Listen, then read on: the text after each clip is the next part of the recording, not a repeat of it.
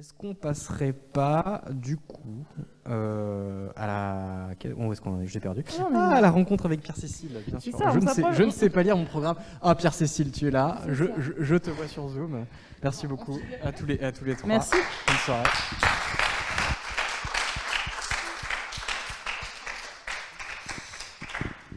Et navré pour toutes ces transitions, la nuit avançant, le programme, les pages défilant, se froissant, mes gribouillis deviennent illisibles. Mais nous accueillons Pierre-Cécile, donc un doctorant à l'ESO. Pierre-Cécile, est-ce que ça va? Est-ce que tu m'entends bien?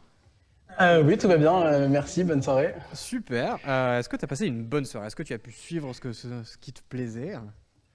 Alors franchement, j'ai tout suivi et j'en ai pas raté une goutte et je suis très fier de l'IAP. Franchement, c'était magnifique. Tu es très fier d'appartenir à moitié à un institut qui fait du si bon travail. Comme je te comprends. Alors, est-ce que tu veux te présenter rapidement, Pierre-Cécile, nous dire un petit peu d'où tu viens, qu'est-ce que tu fais actuellement? Donc, tu es doctorant, mais vas-y, je t'en prie. Oui, bien sûr. Bon, donc voilà, je m'appelle Pierre-Cécile, je suis parisien, je suis né à Paris et je conduis maintenant mon doctorat. En fait, je suis au milieu de mon doctorat, donc entre l'ESO, comme tu l'as mentionné, et l'IAP. Donc j'ai une co-tutelle. Et donc je travaille bien sûr sur les exoplanètes et en fait plus particulièrement sur la détection et la caractérisation de plus petites planètes en prenant en compte l'activité stellaire. Donc du coup c'est vraiment le centre de mon sujet, d'essayer de filtrer l'activité stellaire pour découvrir des planètes encore plus petites. Voilà. Ok. Donc c'est vraiment essayer de rendre les courbes, par exemple, de lumière les plus plates possibles, les moins bruitées possibles, de déconvoluer en fait tout le signal qui serait autre chose que juste une courbe de lumière standard pour essayer de détecter des planètes avec un signal plus petit, c'est ça? Oui, voilà, c'est ça. C'est-à-dire qu'en fait, l'activité stellaire, donc, qui est en fait le bruit qui est généré par ce qui se passe au niveau de l'étoile à cause de son magnétisme et d'autres phénomènes liés à l'étoile, vont avoir la fâcheuse tendance de brouiller les données, en fait, donc comme tu l'as dit, des courbes de lumière, mais aussi des vitesses radiales. Et donc, du coup, de la méthode de détection par transit ou par vitesse radiale, qui vont être efficaces pour détecter des grosses planètes, puisque ce bruit stellaire reste assez petit pour une très grosse planète. Mais dès qu'on cherche des planètes aussi petites que la Terre, par exemple, ben en fait, le signal qu'on pourrait détecter de ces exoplanètes-là va se retrouver enfoui sous le signal de l'activité stellaire. Et en fait, donc, il faut non seulement le comprendre physiquement, et moi, en fait, ma thèse, ça se concentre surtout sur sa compréhension statistique pour le supprimer, tout simplement, ce bruit stellaire. Alors, comment est-ce que tu en es arrivé là, en fait? C'est quoi ton parcours, on va dire, académique, rapidement? Qu'est-ce que tu as fait? Très bien. On a vu les parcours Bah, un du peu coup, différents. c'est une bonne question. En fait, je n'ai pas forcément un parcours parfaitement typique. Mais donc après mon bac, j'ai quand même fait une classe préparatoire au lycée Louis-le-Grand. Et ensuite, progressivement, je suis arrivé jusqu'au master d'astronomie et d'astrophysique de l'Observatoire de Paris, donc juste à côté de l'IAP. Et ensuite, après une série de stages en France et à l'étranger, j'ai fini par débuter ma thèse il y a maintenant presque 2 ans entre l'ESO et l'IAP sur un projet en fait avec des gens avec qui j'avais déjà travaillé auparavant. Et donc c'est un plaisir pour moi de garder un pied en France, mais aussi de pouvoir avoir un pied à l'étranger, surtout l'Observatoire européen, donc l'ESO qui est un milieu intrinsèquement international. Donc c'est vrai que tu as eu un parcours qui était un peu plus, on va dire, pas forcément très atypique, mais un peu différent du parcours standard, parce qu'en fait, tu as fait pas mal de pauses entre tes années d'études à chaque fois, notamment pour faire énormément de stages, énormément d'observations. Voilà. Alors, est-ce que c'est vraiment ça qui te donnait un goût pour l'astro? C'est quelque chose que tu avais avant? En quoi ça a joué, en fait, dans l'intérêt que tu as porté à commencer ce doctorat? Qu'est-ce qui s'est passé? Raconte-nous. Alors, déjà, ce que je peux affirmer, c'est que c'est cette série de stages et puis le temps en fait, que j'ai pris pour confectionner ce projet m'a vraiment permis d'être sûr que c'est exactement la voie dans laquelle je veux commencer dans la recherche, donc les exoplanètes en général. Mais aussi, ça m'a permis de faire plusieurs rencontres d'étendre un réseau, et puis du coup d'avoir aussi une idée de ce qui se passe dans les domaines adjacents.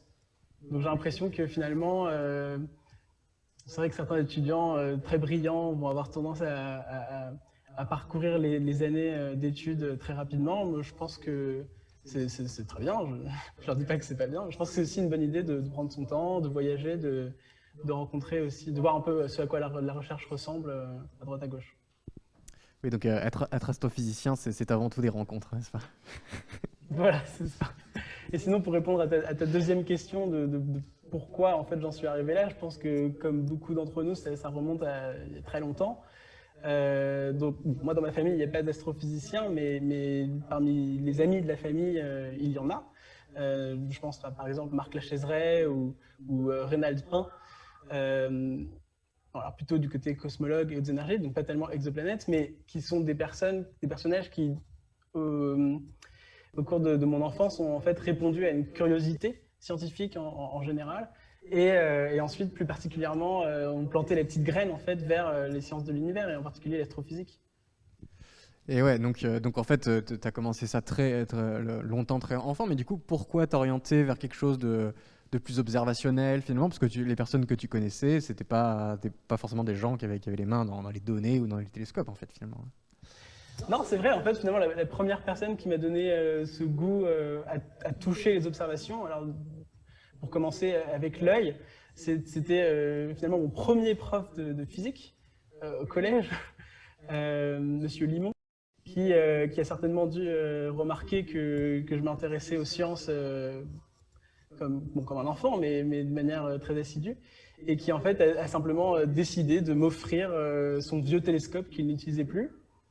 Et c'était pour moi le premier contact avec ces magnifiques images en temps réel, du coup, de nos plus grosses planètes comme Jupiter et Saturne. Et après, progressivement, bien sûr, on a envie de savoir ce qui se passe plus loin. Donc, c'est comme ça que je pense s'intéresser aux exoplanètes. Mais bon, s'intéresser aux exoplanètes, c'est aussi s'intéresser à notre propre système, puisqu'elle nous raconte l'histoire du système solaire, en quelque sorte. La formation de nos propres planètes. Non, mais ça c'est complètement fou que ton prof de physique t'ait donné un télescope, tu vois, genre, moi j'avais du mal à faire signer mon carnet de correspondance et toi on t'offre un télescope, c'est... Bon, alors c'était à la fin de l'année, pour préciser, c'était à la fin de l'année scolaire, donc comme ça, pas de chouchoutage. Non, bah écoute, écoute, c'est très bien, mais alors du coup aujourd'hui, est-ce que tu veux nous raconter un petit peu ton boulot au quotidien? Je suppose que du coup, tu as dépassé le stade du télescope dans ton jardin. Maintenant, tu travailles effectivement sur des outils statistiques, sur des observations de petites planètes. Est-ce que tu veux nous raconter qu'est-ce que c'est ta journée en fait? Tu peux sauter le petit-déj et la douche, mais... Il y a énormément d'analyse de données, et en fait ça implique beaucoup de programmation, mais aussi bien sûr comprendre la physique, les équations qu'on utilise pour décrire ces données. Donc moi en fait en particulier, là par exemple je suis en train de rédiger un papier qui concentre une étude, qui relate une étude qui concentre des données, donc comme je dis photométriques et spectrométriques, du satellite TESS, par exemple, dont on a déjà parlé aujourd'hui, de la NASA, et aussi de spectrographes au sol comme HARPS ou SOFI, qui sont donc installés respectivement au Chili, à l'Observatoire européen, enfin le site d'observation de l'Observatoire européen au Chili, et à l'Observatoire de Haute-Provence pour SOFI. Donc du coup, c'est des télescopes qui ont plusieurs mètres de diamètre. C'est des spectrographes qui sont enfermés dans des chambres pressurisées, thermostatées. Donc bien sûr, on touche un peu moins de l'œil, mais finalement, on touche beaucoup plus profond la réalité de ces systèmes, et en l'occurrence ici, des planètes de plus petite taille. Alors du coup, je suis un peu curieux, tu vois, je travaille pas du tout dans ce domaine, et en fait, je me demande qu'est-ce que tu récupères en fait comme objet, toi. Je veux dire, il y a une image qui sort d'un télescope quelque part. Ensuite, il se passe peut-être quelque chose. Ensuite, toi, tu reçois quoi? Donc, qu'est-ce que tu reçois? C'est quoi l'outil de base que tu reçois avec lequel tu travailles? Est-ce que c'est des belles images? Qu'est-ce que c'est? Ah, j'aimerais bien que ce soit de belles images, mais malheureusement, je pense que ça n'égalera jamais les vues d'artistes. En fait, les données sur lesquelles je travaille présentement, ce sont des données de détection dites indirectes des exoplanètes. Donc, comme l'a précisé M. Cassan plus tôt aujourd'hui, on observe en fait l'étoile directement. Et donc en fait, les données là que je manipule au jour le jour, c'est donc la courbe de lumière. Donc en fait, c'est simplement l'évolution dans le temps de la luminosité d'une étoile. Et donc sur cette courbe, on va espérer observer un transit d'une planète. Donc je modélise des transits quotidiennement. Et l'autre type de données que j'ai beaucoup manipulé ces derniers mois, c'est les vitesses radiales. Donc du coup, bien sûr, à la base, ce qu'on fait, c'est un spectre avec un spectrographe pour mesurer la vitesse d'une étoile. Mais en fait, finalement, à la fin, ce que moi j'analyse au jour le jour, c'est vraiment pareil, l'évolution dans le temps. Alors pas de la luminosité, mais de la vitesse de l'étoile. Et en particulier, donc du coup, d'essayer d'en déduire son mouvement, le mouvement propre de l'étoile qui est dû potentiellement à une planète. Et ensuite, bien sûr, on peut rajouter des données polarimétriques, et puis il y a d'autres types de données. Et combiner tout ça dans un modèle très intelligent, avec au milieu cette analyse de l'activité stellaire. Voilà à quoi ressemble mon quotidien, je dirais. Un modèle très intelligent à l'image de son utilisateur, n'est-ce pas? Peut-être que mon modèle est plus intelligent que moi. Ouais, non, je ne pense pas. Mais alors, du coup, je vais finir un peu là-dessus. C'est un peu, je trouve, que c'est plutôt une bonne conclusion pour toutes ces interviews. Finalement, ce qui t'a amené dans l'astro, même dans ces exoplanètes, c'est commencer par rêver de cosmos, regarder des belles images, parler à des gens qui te parlaient en fait de la connaissance qu'on avait à cette époque-là. Et le fait de passer de ça, quand on est gamin, quand on fait des études, à un travail quotidien où finalement ce que tu reçois, c'est des courbes, etc. Comment est-ce que toi, tu arrives toujours à voir la beauté dans ce que tu fais, parce que finalement, coder dans tel langage informatique, voir des courbes bruitées qui sortent sur un graphique, c'est pas exactement pour ça que tu es venu. Alors, est-ce que ça continue de te faire rêver? J'adore cette question, Alexandre. Et c'est vrai qu'il y a quelque chose d'un peu moins glamour dans l'étude des données dont je viens de parler, parce que c'est surtout des courbes, des graphiques en 2 dimensions. C'est pas vraiment des belles images en 3D qu'on pourrait imaginer, ou même ce qu'on a l'impression de voir dans un télescope.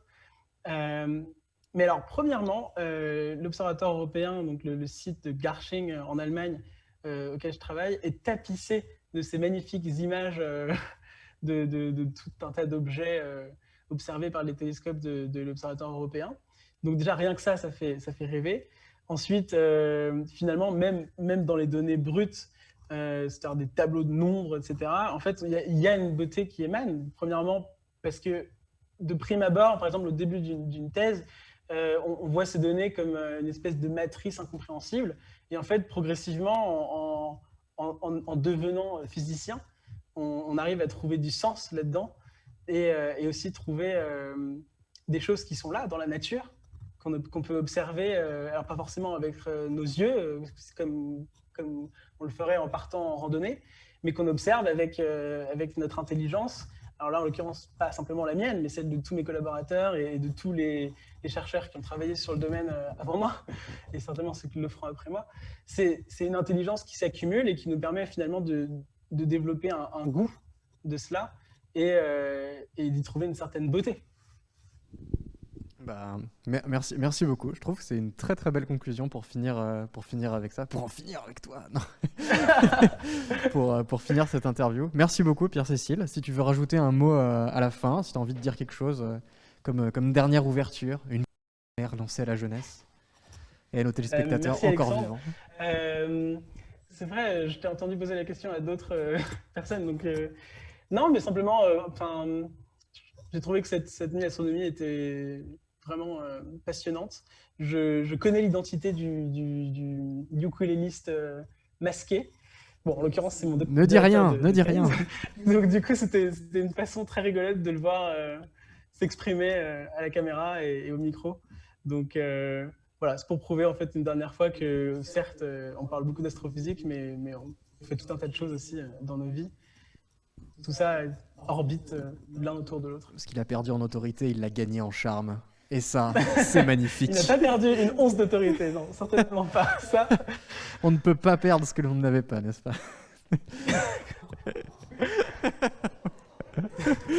Oh, ça bouge dans la salle. Oh, ça va, c'est la fin de la soirée. Merci beaucoup, Pierre-Cécile. On va pouvoir enchaîner.